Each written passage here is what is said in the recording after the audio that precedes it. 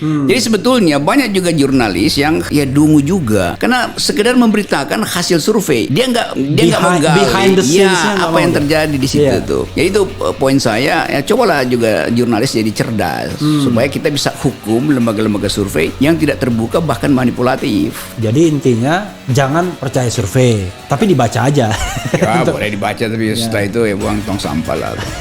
Nggak ada gunanya tuh.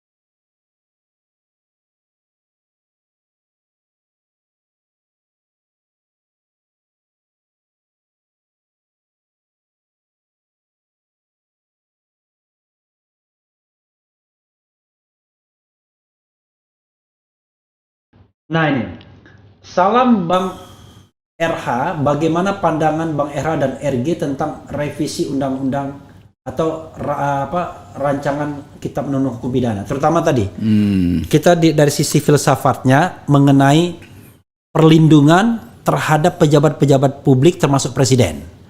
Jadi ada pasal-pasal penghinaan yang dihidupkan kembali gitu.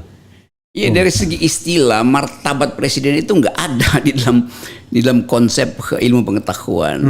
Karena selalu disebut human dignity, martabat manusia. Martabat itu melekat pada manusia. Okay. Karena manusia punya semacam core self yang kalau diganggu dia nggak disebut lagi manusia itu. Tapi presiden kan bukan manusia, presiden kan lembaga, jabatan itu. Dan dia bisa dibatalkan setiap 5 tahun. Jadi buat apa dia dikasih martabat? Martabat itu melekat seumur hidup pada manusia. Jadi nggak mungkin presiden punya martabat. Jadi menghina presiden itu yang nggak masuk akal. Kan yang terhina adalah orang. Jabatan nggak bisa dihina itu. Dan nggak mungkin ada jabatan yang merasa kalau terhina. orang sudah ada fasilitas untuk orang. Ya sudah kan. Jadi buat apa lagi ditambah-tambahin itu. Nah, itu artinya kalau kita baca secara lebih terselubung, itu sekedar upaya untuk nakut-nakuti rakyat supaya jangan berpikir. Kan kalau saya mengkritik, saya berpikir kan. Ya, nanti saya akan dipidanakan. Karena ada pasal pidananya. Jadi itu pasal yang konyol. Bukan sekedar bahwa pasal itu justru pasal yang pernah diucapkan oleh pemerintah Belanda dan akhirnya dicabut. Tapi ini pasal yang dihidupkan di era demokrasi, kan ajaib tuh. Ini perlu juga belajar itu ya, menteri atau wakil menteri atau whoever yang merasa ahli hukum pidana, belajarlah sama filsafat. Filsuf. Karena kadang-kadang belajar pidana itu terlalu tekstual, dia tidak melihat esensi yang lebih filsafati. Itu. Gitu. Nanti ada anak presiden merasa bapaknya terhina, dia lapor sebagai apa? Sebagai anak presiden. Loh, presiden tuh nggak punya anak. Yang punya anak Pak Jokowi. Dan makanya nggak pernah disebut Ibu Iriana Jokowi, nggak ada Ibu Presiden. Gitu. Walaupun kadang-kadang ada juga istilah Ibu Negara, itu lain persoalan. Banyak profesor hukum yang sebetulnya akhirnya dia nggak paham sebetulnya esensi dari legal philosophy itu. Mungkin paham, tapi masalahnya posisi menentukan pendapat. Pendapatan menentukan pendapat. Bung RH, saya mau jadi presiden. Di mana saya bisa daftar? Saya sebagai anak bangsa berhak ikut serta jadi calon presiden. Keren juga nih. Ya, itu pertanyaan bagus. Multiplier 22. Ya, memang itu filosofinya. Demokrasi itu nggak boleh dibagi habis dalam partai. Karena itu perlu calon independen, perlu oposisi, perlu masyarakat sipil. Jadi pikiran dia ini, si multiplier ini betul-betul pikiran yang membuat kita menduga bahwa di ranah bawah sebetulnya pikiran-pikiran kritis. Saya mau jadi presiden dan saya mampu tuh, tapi kenapa mesti lewat partai? Ya karena demokrasi harus lewat. Enggak, demokrasi itu tidak boleh terbagi habis dalam partai itu. Harus ada wilayah yang kita anggap dulu non partisan, tetapi punya hak yang sama untuk memimpin negara. Dan jangan salah, konstitusi pun sudah mengakui itu dengan adanya DPD. Ya, oh ya betul tuh. Tidak melalui partai. Ya. Itu bayangkan, konstitusi sudah mengakui itu ya. Oke. Oke. Lagi ya. Berat-berat nih pertanyaannya malam ini. Tapi yang paling susah itu membaca pertanyaan biar stop dulu dia. Itu. Bang RH dan Bang RG, cluenya dong. Sosok yang menurut Bang RG cocok jadi presiden kita. Cluenya aja, ada dong pasti. Nah, dia minta clue. Biasanya Sobat RH pengen konkret. Jangan. Nah, dia cuma clue. Ini masih sopan nih, cuma cluenya doang katanya. Ya cluenya tentu kalau tanya. Sebelum clue gini, syarat dulu, syarat. Tadi kan kita menyebutkan syarat umum ya, etikabilitas, intelektualitas, akuntabilitas. Tapi itu kan syarat yang memang umum, yang memang ibaratnya ya itu ya anulah, memang harusnya begitu. Tapi kan ada syarat yang lebih spesifik lah, kira-kira untuk kebutuhan Indonesia dengan penduduknya yang ratusan juta ini. Apa 1, 2, 3 mungkin Bung Rocky itu bisa jadi pikirkan. Syarat subjektif dari saya kan, iya, pasti itu. Ya syaratnya pertama dia pernah bercakap-cakap dengan saya tuh. Oke. Dan bercakap-cakap dalam pengertian adu argumen. Baik langsung itu maupun tidak langsung. Ini yang langsung, nggak boleh yang nggak langsung tuh. Langsung tuh kan tidak harus head to head begini kan? Oh iya, mesti head to head. Bisa melalui mesti head to head. Yang udah bercakap-cakap dengan saya. Artinya nanti tadi RH Channel itu yang akan memfasilitasi bercakap-cakap itu. Okay. Sebelumnya saya mesti terangkan siapa yang udah pernah bercakap-cakap empat mata dengan saya tuh. Oke. Satu Anies Baswedan udah. Prabowo udah. Anies kapan? Biar clear. Oh udah 6 bulan lalu mungkin kita udah berkali-kali gitu kan. Udah berkali-kali. Pak Prabowo saya udah berdiskusi tuh. Siapa lagi ya? Pak Lanyala Matalata udah berdiskusi. Lanyala Mataliti itu. Matalata ada lagi. Ada Lanyala Mataliti. Kan kita mau kalau saya sekedar bilang si ini, tapi saya nggak tahu kualitasnya apa kan. Jadi mesti bercakap-cakap dulu gitu. Nah itu pentingnya nanti kita teruskan percakapan di forum khusus nanti podcast dari Refli Harun yaitu uji kapasitas calon presiden. Gitu. Nanti kita kasih singkatannya apa ya kan. Oke, itu kan boleh subjektif. Ada 2 apa? 1 pernah bercakap-cakap. Jadi udah 3 tuh. Berarti ada 3 kan preferensinya kalau pernah bercakap-cakap. Yang kedua apa? Ya itu aja. Oh itu aja. Sebab dalam percakapan itu kita tahu etikabilitasnya, intelektualitasnya.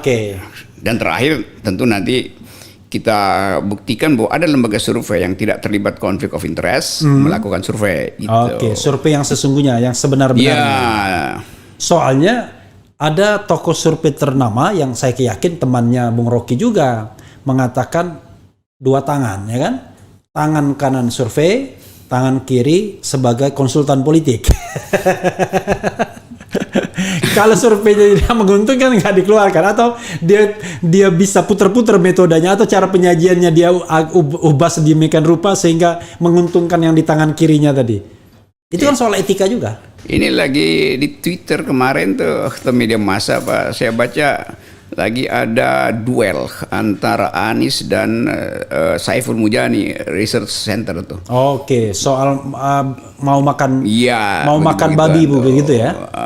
Padahal sebetulnya Saiful Mujani kan dia surveyor kan, pollster. Jadi ngapain dia kasih komentar begituan? Dia polling aja kan, sebetulnya kan. Jadi seringkali di belakang surveyor ini ada mungkin perselisihan pribadi atau disuruh untuk memprovokasi itu. Nah itu yang menyebabkan kita nggak percaya lembaga survei sebetulnya. Apalagi nggak pernah ada satu lembaga survei yang secara detail mau mengatakan uangnya dari sini loh, silakan diaudit. Jadi selama itu nggak dibuka, itu artinya susah dipercaya.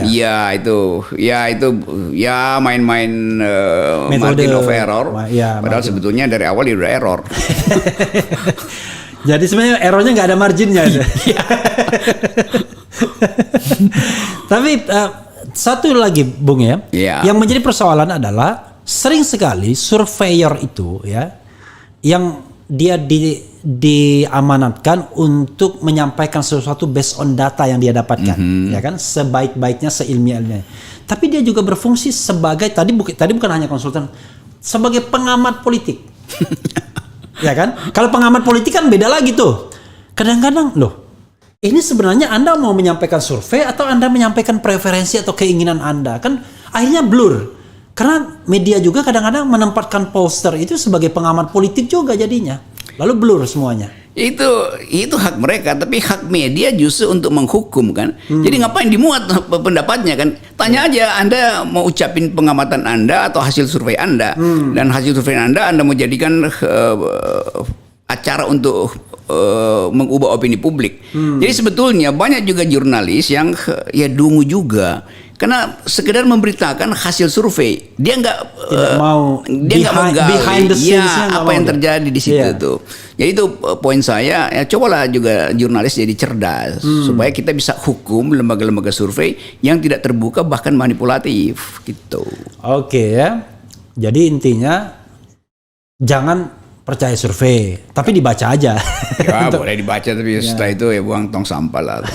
Nggak ada gunanya tuh. Bung Rocky Gerung dan Bung RH, bisa nggak DPR buatkan undang-undang supaya menteri juga dipilih rakyat dan tak perlu ada wakil menteri, karena menteri itu kan sudah jadi pembantu presiden. Nah ini ini kan orang udah capek mikirin, capek, akhirnya lama-lama di marking semua. Iya, itu sebetulnya itu masuk akal karena kita frustrasi.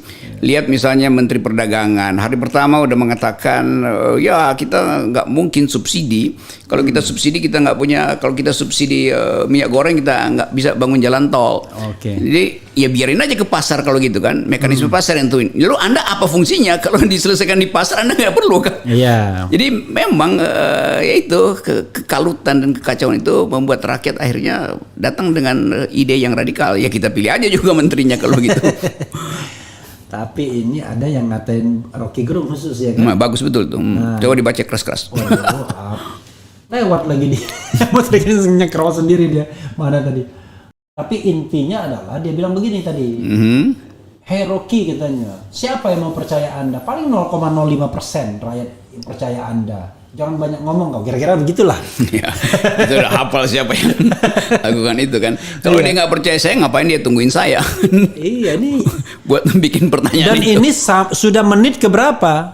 Sudah lebih dari 1 jam. Jadi dia tungguin. Kan? Dia tunggu. Jangan-jangan dia bikin komentar berkali-kali, kok Refli Harun nggak baca-bacain komentar saya. Karena dari terpancing tadi kan, yang ngeritik saya bacain kan. Wah ini kesempatan nih. Ini malam bagi para pengkritik nih kayaknya, malam bagi para buzzer. Ya, makanya dia saya ngerti itu sering dianggap ya Rocky Gerung itu ngoceh doang, teori semua tuh ngomong doang, prakteknya apa? Loh ini forum untuk ngomong itu. Kalau mau praktek digorong-gorong itu. Iya, ini kadang-kadang ya, kita harus bedakan ya kan. Antara praktisi ya kan sama teoritisi. Kita ini bukan pejabat publik yang digaji rakyat untuk mengerjakan sesuatu ya. Oke. Padahal mestinya negara terima kasih sama kita. Karena kita kan menjalankan fungsi negara, mencerdaskan rakyat. Yes, itu. Coba bayangkan, ini channel tidak didukung oleh siapa-siapa pemerintah. Kita keluarkan uang sendiri kan. Tapi kita membantu negara dalam mencerdaskan rakyat. Ya, kita mencerdaskan rakyat sambil mencemaskan pemerintah. Itu cemas itu cerdas masyarakat, ya kan?